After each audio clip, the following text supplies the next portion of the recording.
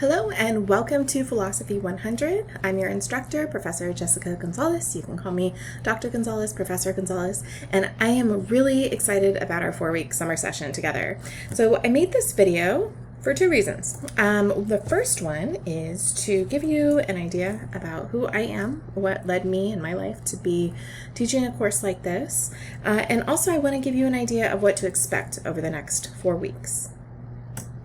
All right. So again, my name is Dr. Gonzalez. I want to tell you for a moment about my education and teaching background.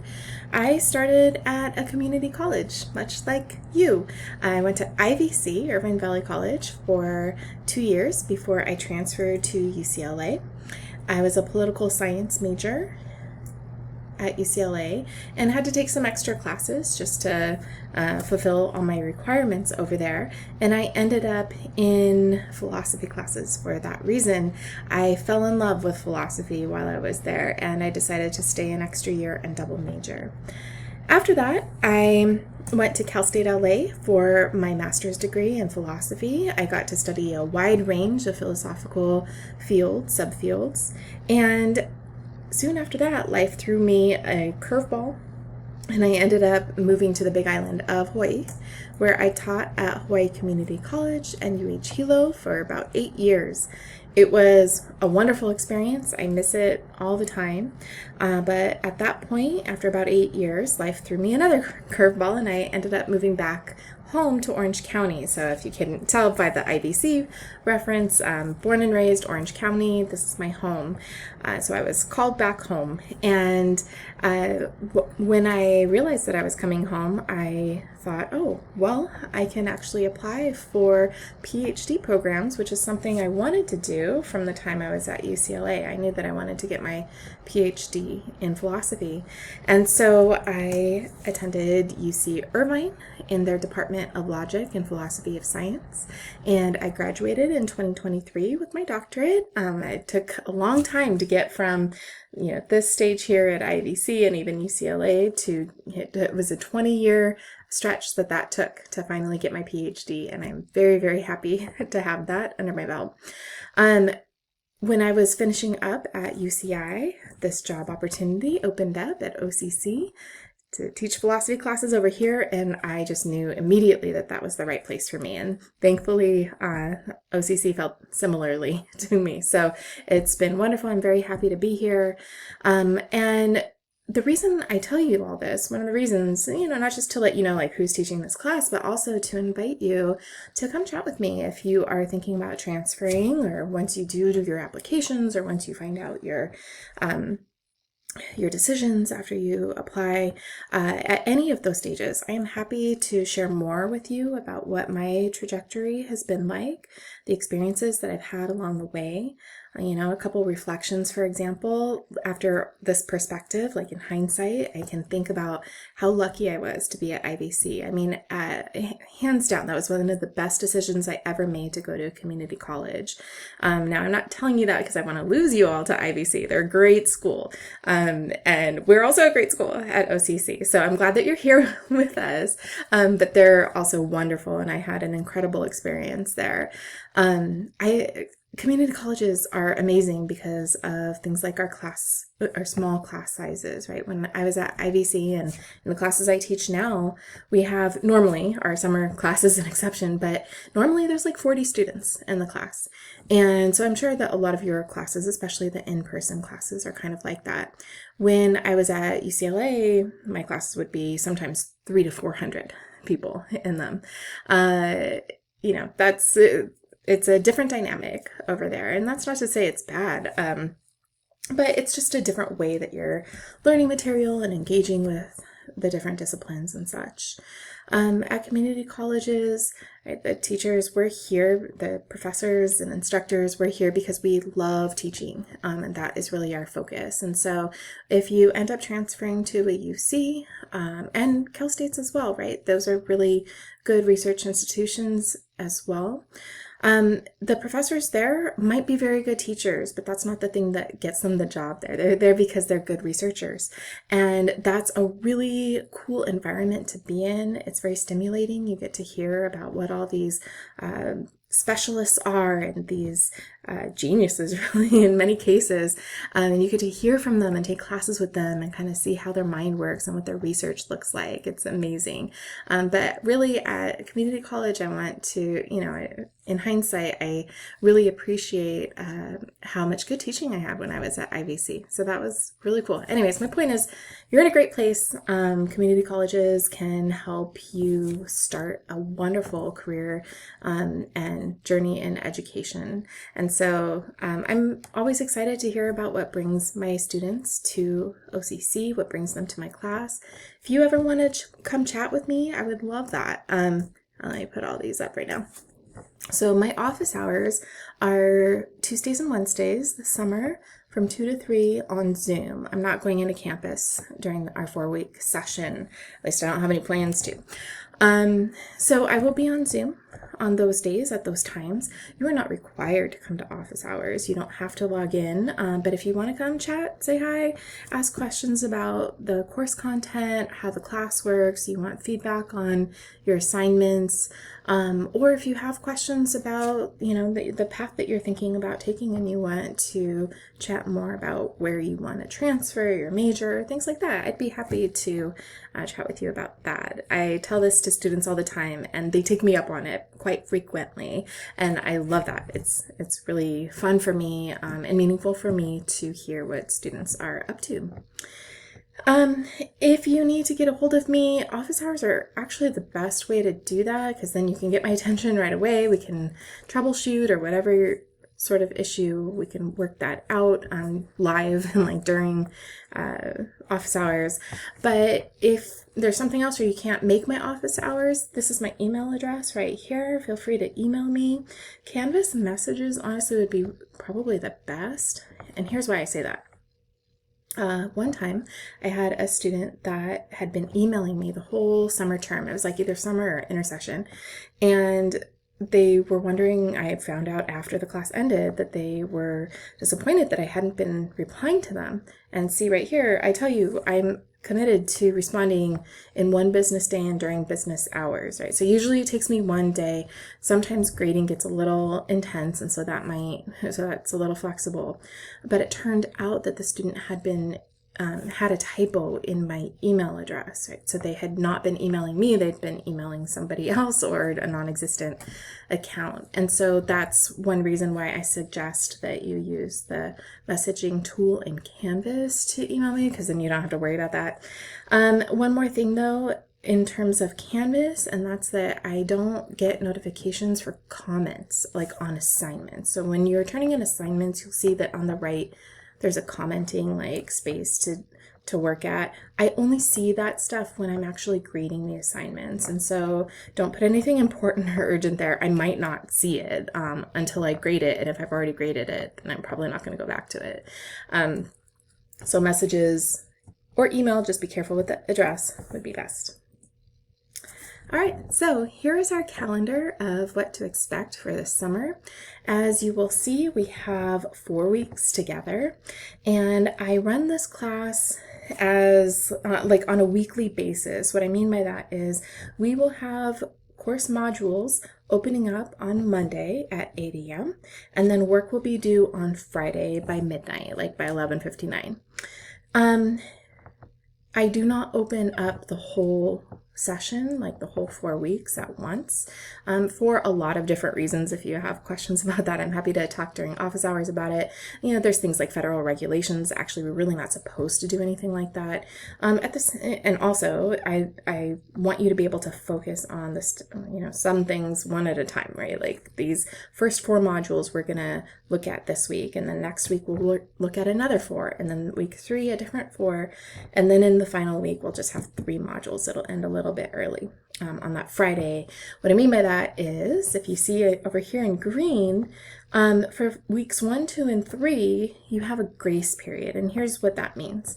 Even though the work is due, and I'll say due in air quotes, the weekends are just an opportunity to catch up. So if you don't get something turned in by Friday, that's okay. I won't actually take off any points or a late penalty for it. If it's turned in over the weekend, so Saturday, Sunday. If it's turned in on Monday, then I will start to apply a late penalty and I'll talk more about that in a minute. As you see over here, I have office hours Tuesday, Wednesdays from 2 to 3. And then I have little notes of different deadlines and stuff that are important. We have 2 holidays this 4-week term. We have Juneteenth on June 19th, and we have Independence Day, or at least we're the observation of Independence Day, on July 3rd, which is also the last day of class. So the way I treat holidays in this course is that I know a lot of students depend on things like holidays and weekends in order to catch up on work and get things done. And so the holidays don't interrupt that. If you want to take time off on the holidays, which I encourage you to do, we all need some rest and relaxation. You're going to be working hard in this class. If you want to take that day off, then you're welcome to turn in the work early. And in the case of Juneteenth, we actually have a grace period right after that. So just remember, you are welcome to take advantage of that grace period. So you don't have to actually turn in work on the holiday itself. This class has a lot of flexibility to it, so you're able to turn it in before that day or in the next 2 days, that weekend right after. Notice though, and this is really important, week 4 does not have a grace period. The reason for that is that the course itself is actually over on July 3rd. So if you look at the dates for this course, it only runs through July 3rd, which strangely is a holiday. I don't know how all of that calendar stuff works, but I'll give you through that day to turn in that week 4 work. There is no grace period, so it has to be turned in by that day. In addition to that, like I said, there's going to be some flexibility in this class, so I will accept most late work from like previous weeks. So if you have like some of the stuff from week 1, 2, or 3, you're welcome to turn in that late as well, although there will be a late penalty for it, but I'll take it through that day, July 3rd. So July 3rd is actually the last day of the term. It's the last day of that week 4, to turn in that work, but it's also the last day to turn in any work, like late work. All right. So on the calendar, I encourage you to kind of look through all these notes and stuff. I have just a few notes on there for you. All right. So want to stress a few things then. First of all, think of this class as running Monday through Friday for 4 weeks. All right. And again, I have that asterisk because we have a grace period for weeks 1 through 3, not week 4. So 4 weeks there, but what I want to stress about that is that this class only meets for 4 weeks. We are doing the same amount of work that we do in a 16-week semester. So if this class was in person, we would be meeting for 13 and a half hours every week. That's just us meeting. That's not like extra readings and working on assignments and that sort of stuff outside of class time. So please keep that in mind. Every week is basically like a month of class. All right. So when I say you have 4 modules, these modules match up with what I would normally assign for a whole week in a regular 16-week semester. So keep that in mind when you have your summer schedule. Think about how much work you'll be able to do for this course. So I expect that you're spending, this much time going over like the modules and stuff, and then additional time doing readings and working on assignments. Sometimes I've had students that tell me that they're taking like a full load of classes in the summer in this session. And I just, I'm really worried when students tell me that, because this itself is almost a full load of classes, right? Like this is like doing, one 16-week semester in 1 month, right, in 4 weeks. And so I just really want to emphasize that point, that this class itself is going to take up a lot of your time. So I would highly recommend that you think about your schedule, talk to your counselor if possible, if you have multiple classes that you're taking right now. I mean, I can imagine maybe taking 2 like this, but that's really stretching it. I just want you to know that I do treat this like a regular semester. What I mean by that is that I assign almost the same type of work that I do in a regular 16-week semester. I just condense it to 4 weeks. Now, when we do that condensing, for practical reasons, sometimes there's, going to be, when I scale everything down, it might not be as many requirements as I have in a 16-week semester. For example, in the 16-week semester, I have a discussion every week. So that's like 16 discussions for you to participate in. But that doesn't really make sense to do like 4 discussions a week for this class. It's just going to be 1 discussion every week. But I'll give you some different options of topics to write about and such. Anyways, I'm happy to talk about more about that. If you have any questions, just reach out. Happy to chat during office hours. All right, let's continue then. I am setting up our first module so that you can take a look at our syllabus. Please take a moment to look through that. What you'll see is that we have several different types of assignments in this class. We have quizzes, which are open book, open note. Please not open AI. I'll talk about AI more in a minute. We have exams, again, open book, open note. The big difference between quizzes and exams is that the exams are timed. The quizzes are not timed. In both cases, I'm going to take your first submission. You can only submit them once, but quizzes are not timed. Exams are timed. We have what I call a spotlight project. It's a fun poster project where you get to research a current day philosopher so that you can see what philosophers are doing now with their research. There's a lot of fascinating research that's happening in this discipline, and we will get into some of that. We'll look at some current day philosophy in our course, but I want you to take a little bit of time with this project. It's meant to be a fun, inspiring sort of project where you can make connections with this academic discipline and see like who's doing what kind of work and how they're engaging with their communities and such. And so that's a fun project. That's going to be 10% of your grade. 10% of your grade goes to discussions as well. If you've taken other online courses before, you've probably participated in discussions. The way that I run discussions is I will have you respond to a prompt and then respond to at least 2 classmates. I have word requirements, all the instructions are in the discussions. But the important thing to know is that I don't actually want you to do the readings before the discussions. The discussions are like my way to help you bridge your normal everyday life to the discipline of philosophy. And so I don't need you to answer in academic terms. I want you to be responding to these prompts in the discussions, bringing what you already think, what you already know, the experiences that you've had, whatever you want to share with us. I want you to be thinking about how philosophy really captures things that are meaningful to us in our life outside the classroom. So that's the goal of the discussion. So I hope that you see those as like, they're not high stress or high risk sorts of assignments. They're meant to just like be a starter of conversation between you and your classmates. And I'll also be responding to, a few discussion posts every time. Unfortunately, especially in a class as large as ours, I'm not going to be able to respond to everybody's discussion, but I'll kind of like scatter around and get to as many people as I can during that time, during the 4 weeks. All right, the other part to your course grade here that you see is the topic analysis. So this is a short essay that we'll be working on throughout the term. So you'll learn more about this week. So I'll save the details, but just know that it is something that we will approach in steps to prepare you for the final version. And the final version will be about 1,000 words. That's double spaced, about 4 pages. So hopefully that's not too much for you guys to be thinking about. We will get there. Like we're going to have different stages that we go through so that it's not like, don't do anything all semester or all term and then all of a sudden some big essays do it. It's not meant to be anything like that. We will work our way up to that finished product, so it won't feel like a lot of work by the time we get there. All right. Next up in our course documents, I have a reading and assignment schedule.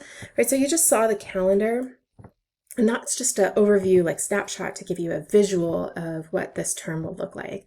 But the reading and assignment schedule is more detailed. It'll have the particular readings that I assign. We have also what I call a flexibility policy. when it comes to flexibility in class, right? And what I mean by flexibility is like extending due dates or things like that, excusing, we're online class, so it's not really an absence sort of thing, but like excusing students from work or, giving them more time on assignments and such. It is incredibly important to me that students have equal access to flexibility in the classroom. And so, in order to strive for that, I build flexibility into the structure of the class, right? We have flexible deadlines like the grace periods, right? So everybody is welcome to use the grace period. You don't have to email me to tell me that you had, a doctor's office visit, or that you got sick, or that, something happened with your pet or something like that. Like, I understand all of us go through these sorts of issues throughout the school year and now summer. So I get it. Maybe you had to work late. Like, I know a lot of you have a lot of different hats that you wear. You have a lot of different responsibilities. Maybe you have kids, you have jobs, or you're moving, or you have a family wedding to go to or something like that. Everybody has a lot of stuff going on. And so I already built the flexibility into the class. So I will have a flexibility policy that just kind of tells you the extent to which my policies are flexible. A note on that, this happens a lot during summer classes, is that I get requests from students to open up assignments early so that they can complete the work ahead of time because they're like going out of the country and are worried about internet connection, those sorts of things. I have tried very hard in the past to accommodate students like that. My thinking process is like, oh wow, the student is being very responsible. They're telling me ahead of time. I want to help them. The problem is it turns into a big old mess.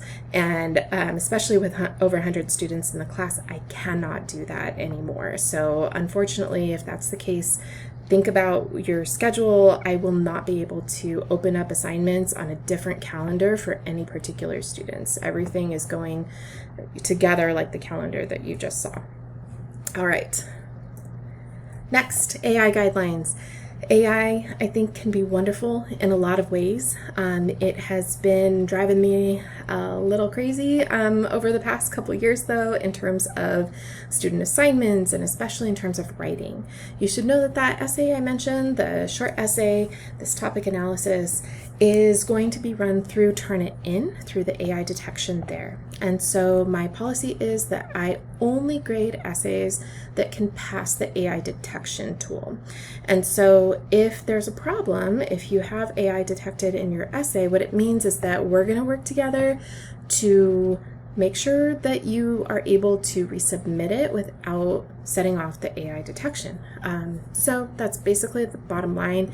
If there are obvious academic dishonesty cases, so for example, in the past I've had students copy and paste the prompt that they gave to ChatGPT. I'll read their essay and it starts off by saying like, write me an essay, 2,000 words, make it sound casual, that sort of thing. Those ones I just send to our OCC behavioral intervention team. I don't mess with those. But anything short of that, where it looks like, for example, I've had students that use Grammarly, that the detection tools love Grammarly. They are so quick to find Grammarly use. They love Google Docs, right? Students that are using Google Docs and they're like accepting changes and recommendations or suggestions of how to finish their sentence or how to restructure something, all that kind of stuff these days is AI powered. And so when the AI detection tool is used, it's picking up that stuff right away. And so I know that in a lot of those cases, the students come in thinking that it is a false positive, and very soon we find out almost all the time that it's actually not a false positive. The problem is that AI is insidious. It's everywhere now, and it's in places that you wouldn't expect. So a lot of times the students don't realize that what they're doing actually is using AI, because it's just everywhere in all the programs that you use. So we are going to make sure that we are able to write an essay without using AI in this class. Now, there's going to be some ways that I think it is okay to use AI, just not in final finished writing, and I'll talk more about that in a different video. We are going to be using Canvas, right? So we don't have any outside like publisher websites or anything like that. here's where your readings are going to come from. Your readings are going to be mostly from the textbook, but there's going to be several additional required readings. Our textbook is free through the OCC library. You need to make sure that you are logged into the library logged into your Coast Community College District account when you access the book. Because it goes through our library. Now, it was very kind of the library to buy the license for our textbook. There are a couple limitations. Unfortunately, it's not the sort of thing where you can just go and download the whole thing and then just read it from your device or something. It's meant to have students read it as they are logged into the library, as you're logged into your account. So you can individually download chapters, you can download a little bit at a time. Feel free to do that, and feel free to look around too for the textbook if you want to buy a paper copy. What I want to point out though, we are not reading the entire textbook. We are reading most of the parts, but only a chapter from each part. All right, so pay close attention to the reading and assignment schedule to see which chapters we're going to be reading. So if you buy that whole textbook, you might be disappointed to say, oh, I only read, a third of this or something. I don't know how much it is actually, but we are definitely not reading the whole thing. And so it's just going to be individual chapters through there. We will have many other readings, and those are given to you as PDFs. They are on Canvas for you. They are located within our modules, but also I want you to know that in our files tool on Canvas, when you go into that, you're going to see 2 folders that have the word unlocked in them. And there's this problem with setting things up so that the modules unlock every week, right? So what I said earlier is you'll have week 1 is available starting Monday, June 8th, right? You can read all of that and go through that whole module, but you can't get into week 2 yet, or week 3 or week 4. All of that is locked. And so the problem, I think it's really important to lock those, but the problem with that is that students aren't able to look ahead in the readings, and I want you to be able to look ahead in the readings if you want to. And so I duplicated those folders with the readings so that you can access them early if you want to. So there's a readings folder that is unlocked, and there's a lecture worksheet folder that's unlocked. Lecture worksheets are just lecture outlines basically with blanks in them. They're meant to guide you through the lecture, show you what I think is important.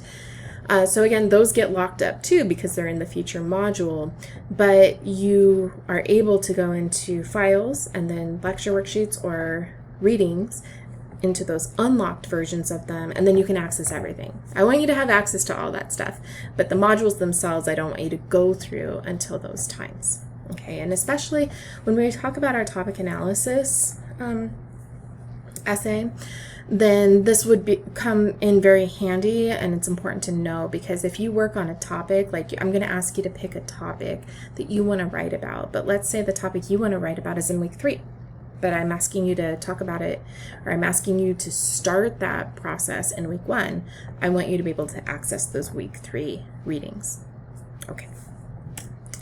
Last but not least, I have this little visual here because I was trying to think of how to describe the way that I think you should approach the material here. This is how I intend it. Here's my suggestion about how to make your way through each topic, right? So when you look at the reading and assignment schedule, make sure that you're looking at the column that says topic. You'll see what I mean by topic. By topic, for the first module, it's we'll do an introduction and look at intellectual virtues and artificial intelligence. That together is one topic. And then we'll look at ethics. Right? So you'll see ethics part 1, ethics part 2. It's treating those as a couple topics. We'll have topics like free will, topics like science, like metaphysics, like epistemology. Epistemology will be in 3 parts. So when I am talking about a topic, here's how I intend for you to go about learning about them. I think it's best to take a look at the lecture worksheet first, right? When you're looking at ethics, before you watch the lecture video, I want you to look at the lecture worksheet, kind of have an idea of what I'll include in the video, right? What I will talk about. Then I want you to read the assigned chapter or article. Read that first. You don't have to do like a very extensive, detailed reading at first. Like maybe just take some time to scan through, see what kinds of vocabulary words come up, see what philosophers will be talking about, notice any like terms that you're unfamiliar with, that sort of thing. And then watch the lecture video. These lecture videos are usually about 45 minutes, maybe an hour, sometimes more than that. I have tried very hard in the past to make like short and sweet lecture videos. I have friends and colleagues that do these like little 20-minute lecture videos on certain topics, but it's hard with philosophy. I haven't met other philosophers that have been able to do that. Philosophy can get very deep. We want to make sure that we have the time and space to address topics in their complexity. Not that these are very like draining or complex videos, but they just take that kind of time to build up to so that they are things that we can grasp. So the lecture videos, plan on that for every topic, for every module. I have a lecture video. So make time in your schedule to watch those, please. Okay, and then after you're done with all that, right, you've looked at the lecture worksheet, you've read the assigned readings, you've watched the lecture video and taken notes using that lecture worksheet. Now the notes are just yours. I'm not collecting that. Please don't turn it in. At that point, then I would suggest taking the quiz for that corresponding module. All right. And then, that builds up to the exams that we'll have in weeks 2 and 4.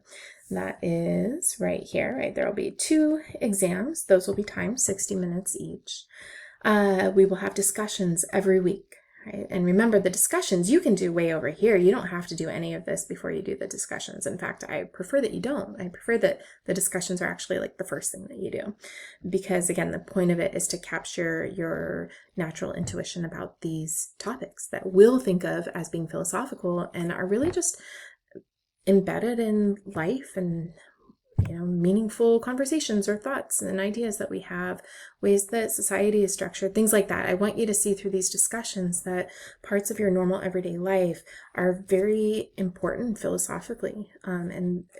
Philosophers will analyze it and abstract from it and kind of pick it apart and work with it and develop it and find a lot of meaning in it. But it really starts in life, in our lived experience.